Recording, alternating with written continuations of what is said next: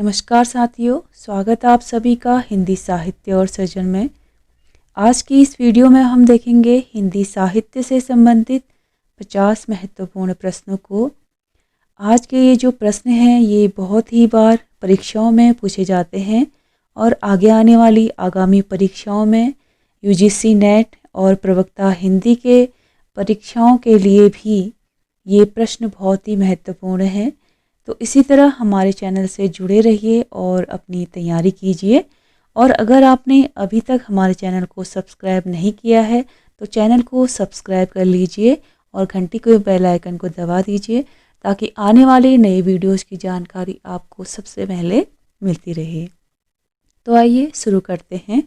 सबसे पहला जो प्रश्न है, आध्यात्मिक रंग के चश्मे आजकल बहुत सस्ते हो गए हैं, उन्हें चढ़ाकर जैसे कुछ लोगों ने गीत गोविंद के पद्यों को आध्यात्मिक संकेत बताया है, वैसे ही विद्यापति के पद्यों को भी ये पंक्तियां हैं। ये एक कोटेशन है, पंक्तियां हैं, और ये पंक्तियां किसने कही हैं ये आपको बताना है। तो इसका सही उत्तर है आचार्य रामचंद्र शुक्ल ने। अगला प्रश्न है, भक्तिकाल का सर्वप्रथम उल्लेख मिलता है श्वेताश्वेतर उपनिषद में। पद्मावत के उपसंहार के पद को प्रक्षिप्त माना है वासुदेव शरण अग्रवाल ने। अगला प्रश्न है, गोस्वामी तुलसीदास को बुद्धदेव के बाद सबसे बड़ा लोकनायक माना है डॉक्टर ग्रियर्सन ने। तुलसीदास ने कलयुग का वर्णन विशेष रूप से किया है, यानी तुलसीदास ने की जो रचनाएं हैं उनमें उन्होंने कलिकाल का या कलयुग का वर्णन कहाँ कहाँ किया है या किस रचना में किया है। तो कवितावली और मानस यानी रामचरितमानस के उत्तरकांड में उन्होंने कलयुग का वर्णन किया है। अगला प्रश्न है, उत्तर मध्यकाल को अलंकृत काल कहा है मिश्रबंधुओं ने। भूषण बिनु न बिराजेई कविता बनिता मित्र, ये कथन है आचार्य केशवदास का।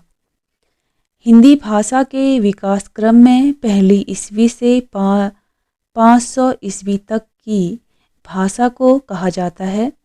तो जो पहली ईस्वी है और उस ईस्वी से 500 ईस्वी के बीच की जो भाषा है उसे कहा जाता है प्राकृत भाषा। हिंदी भाषा और साहित्य, ये जो ग्रंथ है, इस पुस्तक के लेखक कौन है? तो इस पुस्तक के लेखक हैं श्याम सुंदर दास। हिंदी को संविधान के अनुच्छेद 343 के अधीन भारत को राजभाषा कब घोषित किया गया?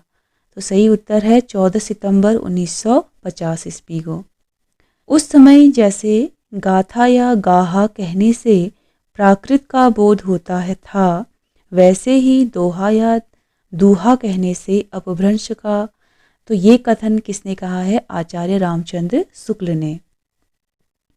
अगला प्रश्न है, फाग अथवा चरित अथवा आचार काव्य लिखे गए हैं। तो फाग या चरित प्रधान जो काव्य हैं वो लिखे गए हैं जैनों द्वारा। पहाड़ पर लालटेन, ये जो रचना है इसके लेखक कौन है? मंगलेश डबराल। गोदान उपन्यास में गांधी और मार्क्स को जैसे प्रेमचंद ने फेंट कर मिलाया हो, यह कथन किसका है? रामस्वरूप चतुर्वेदी का।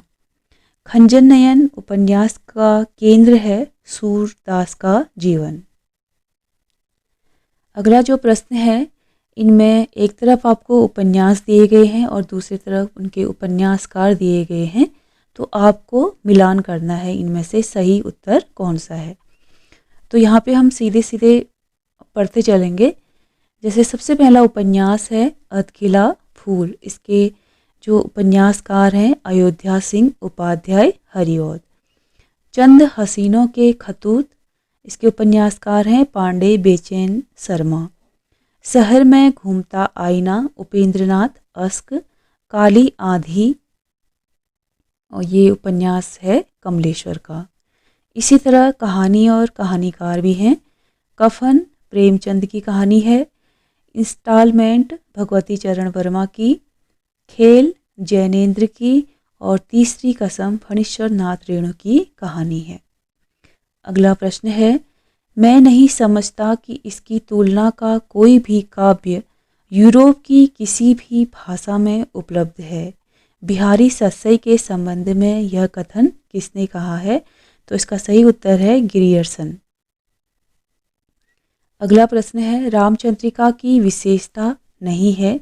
यहाँ पे 4 ऑप्शन हमें दिए गए हैं और इनमें से हमें बताना है कि रामचंद्रिका की विशेषता कौन सी नहीं है। संवाद शैली की प्रधानता हमें इसमें दिखाई देती है। छंदों की अधिकता रामचंद्रिका में है। लोक मंगल की भावना, ये जो विशेषता है ये रामचंद्रिका में देखने को नहीं मिलती है। और जो अंतिम जो बिंदु है, छंदों की शीघ्रता से परिवर्तन, यानी छंदों का जल्दी जल्दी इसमें परिवर्तन होता रहा है। तो ये तीनों विशेषताएं हमें रामचंद्रिका में देखने को मिलती हैं। अगला प्रश्न है, फागु की भीड़ अभीरन में गही, गोविंद ले गई भीतर गोरी। यह पंक्ति किस कवि की है? तो यह पंक्ति है रीतिकाल के जो कवि हैं पद्माकर की। गीतांजलि को साहित्य का नोबेल पुरस्कार मिला 1913 ईस्वी में। राम की शक्ति पूजा, इसका बीच में आपको गैप दिया गया है, का प्रभाव है, अर्थात रामचंद्रिका की जो शक्ति पूजा है उस पर किसका प्रभाव है? तो उस पर है बंगला रामायण का अधिक प्रभाव रहा है। कामायनी की मूल संवेदना है आनंदवाद की स्थापना। फैंटेसी शिल्प को आधार बनाकर काव्य रचना करने वाले रचनाकार हैं गजानन माधव मुक्तिबोध। अगले प्रश्न में कुछ यहाँ पर लेखक और उनके रचनाकार दिए गए हैं, हमें इनको मिलान करना है, इनकी जोड़ी को। प्रेमचंद घर में यहाँ पे कुछ आत्मकथाएं दी गई हैं। प्रेमचंद घर में ये आत्मकथा लिखी है शिवरानी देवी ने। कलम का सिपाही अमृत राय, कलम का जादूगर मदन गोपाल, जिन्होंने जीना जाना जगदीश चंद्र माथुर। तो इसी प्रकार अगला प्रश्न भी है हमारा, आखिरी चट्टान तक मोहन राकेश की रचना है। चीणों पर चांदनी निर्मल वर्मा की रचना है। पैरों में पंख बांधकर राम वृक्ष बेनीपुरी और खंडित यात्राएं, ये रचना है कमलेश्वर की। अगला प्रश्न है, बनारसी दास चतुर्वेदी के इंटरव्यू किस पत्रिका में छपते थे? तो बनारसी दास चतुर्वेदी के जो इंटरव्यू हैं वो विशाल भारत नामक पत्रिका में छपा करते थे। अजित केसम्बली का संबंध है असाध्य वीणा रचना से। अर्धकथानक साहित्य की कौन सी विधा है? तो अर्धकथानक साहित्य की आत्मकथा विधा है। इसी प्रकार अगले प्रश्न में नाटक और नाटककार दिए गए हैं, हमें इनका मिलान करना है। आषाढ़ का एक दिन मोहन राकेश, कोणार्क जगदीश चंद्र माथुर की रचना है।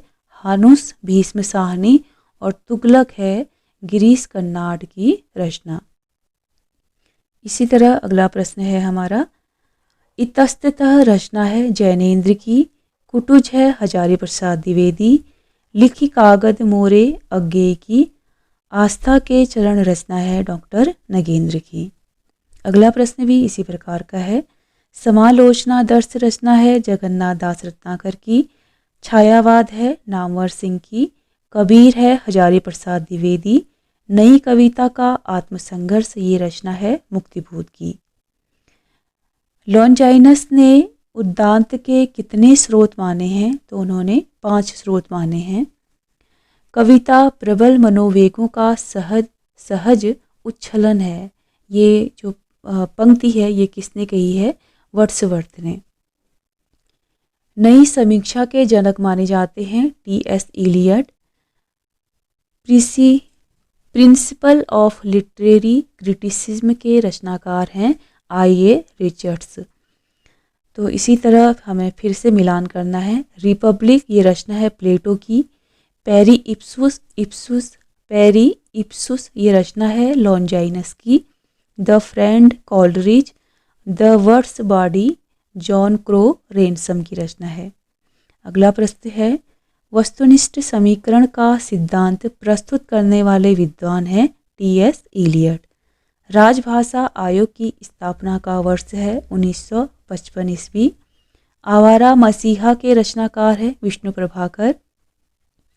निराला की साहित्य साधना जीवनी कितने भागों में लिखी है? तो निराला की जो जीवनी है वह 3 भागों में लिखी गई है। अगला प्रश्न है, रिपोर्ताज शब्द किस भाषा का है? तो रिपोर्ताज फ्रांसीसी भाषा का शब्द है। फणीश्वरनाथ रेणु ने नेपाली क्रांति कथा रिपोर्ताज किस पत्रिका में लिखे? तो ये है दिनमान। चित्र तुरंग न्याय के आधार पर रस सूत्र की व्याख्या करने वाले आचार्य हैं आचार्य शंकुक। 11वें रस के रूप में भक्ति रस को प्रतिष्ठित करने वाले आचार्य हैं रूप गोस्वामी। कैथारलिस का अर्थ है शुद्धिकरण। कवि सुमित्रानंदन पंत को वर्ष 1968 में किस रचना पर ज्ञानपीठ पुरस्कार मिला था? चिदम्बरा पर। अब यहाँ पे कुछ पत्रिकाएं हैं और उनके संपादक हैं, हमें इनका मिलान करना है। उद्दंड मातंड रचना है पंडित जुगल किशोर की।